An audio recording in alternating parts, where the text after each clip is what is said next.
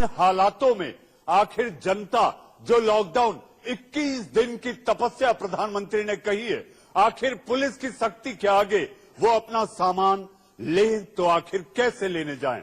अखिल साहब।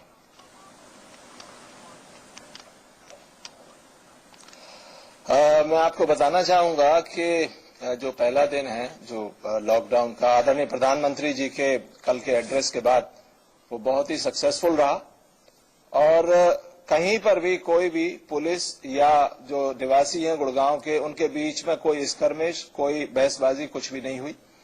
बहुत ही अच्छा दिन रहा और मैं ये बताना चाहूंगा आपको कि इस टाइप की यहाँ पर कोई भी बात नहीं है कि सामान लेने में दिक्कत हो रही हो। ऑनलाइन जितनी डिलीवरी सर्विसेज हैं, जैसे आप जानते हैं कि गुड़गांव साइबर सिटी है, यहाँ की बहुत बड़ी पब्लिक, बहुत बड़ी जनता ऑनलाइन सिस्टम से सामान परचेज करती है। हमने यहाँ करीब 20-25 जो ऑनलाइन डिलीवरी सर्विसेज हैं उनको परमिट कर दिया।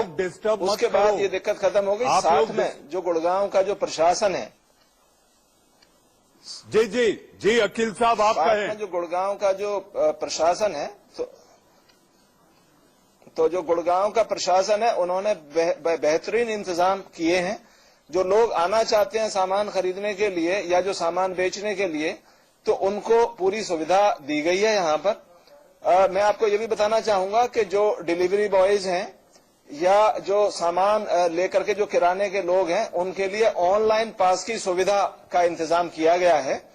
नटशेल में मैं आपको बताऊंगा कि रात पर कल भी प्रधानमंत्री जी के एड्रेस के बाद भी यहाँ गुड़गांव में किसी तरीके का कोई ट्रबल, कोई प्रॉब्लम नहीं आई और मैं समझता हूं कि आगे भी नहीं आएगी।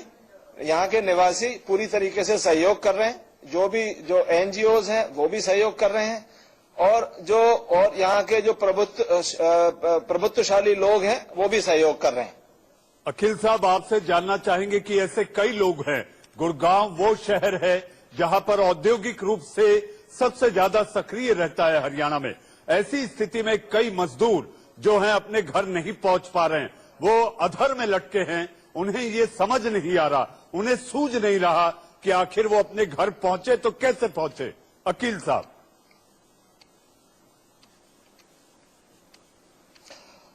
इसमें आप बिल्कुल ठीक फरमा रहे हैं कि यहाँ पर जो औद्योगिक नगरी है, बहुत बड़ी संख्या में उद्योग हैं, लेकिन साथ में मैं आपको ये भी बताना चाहूंगा कि जो गवर्नमेंट ऑफ इंडिया से जो ऑर्डर हुआ है उसमें बहुत सारी जो जैसे ऑनलाइन सर्विसेज हैं या जो आईटी सर्विसेज हैं, आईटीईएस इनेबल्ड इंडस्ट्री हैं, वो अलाउड है, परमिटेड है। लोग वर्क टू होम भी यहाँ पर हो रहा है, लेकिन इसके बाद भी जैसे कंस्ट्रक्शन मैं एक्टिविटी की बात करूंगा तो कुछ एक जो डेवलपर्स हैं, बिल्डर्स हैं, वो ऐसे हैं कि उन्होंने उनकी जो वर्कफोर्स है, वर्कफोर्स को घर पे ही खाना दे रहे हैं जहां पर वो रुके हुए हैं। उनको पूरी तरीके से जब तक ये लॉकडाउन रहेगा तब तक खाने का इंतजाम किया है। लेकिन इसके अलावा बहुत सारी जो लेबर है ऐसी है जो घर जाना चाहती है, अदरवाइज भी इस समय जो खेतों की कटाई के लिए घर जाती है उसको दिक्कत जरूर महसूस आ रही है। हमने उनको रात को निकलने के लिए सेफ पैसेज दिया हुआ है, वो यहाँ से रात को निकल जाते हैं और चले जाते हैं। अखिल साहब, जाने के लिए आप पैसेज तो दे देते हैं, लेकिन उनके लिए साधन मुहैया नहीं, बसें नहीं चल रही, ट्रेनें नहीं चल रही। कई किलोमीटर हमने देखा है। जिस तरह से अगर एनसीआर की बात करें, जैसे नोएडा हो गया, गुड़गांव हो गया, फरीदाबाद हो गया, यहां से मीलों ये मजदूर पैदल सिर पर बोझा रखकर चल रहे हैं। तो आपको लगता है, हम ये मानते हैं कि इस लॉकडाउन के लिए इस समय देश जिस संक्रमण काल से गुजर रहा है, जरूरी है, सख्ती भी जरूरी है, लेकिन न्यूनतम जरूरतों के लिए आपको लगता है कि कुछ ऐसी सुविधा और साधन जरूर उनको मुहैया कराए जाने चाहिए?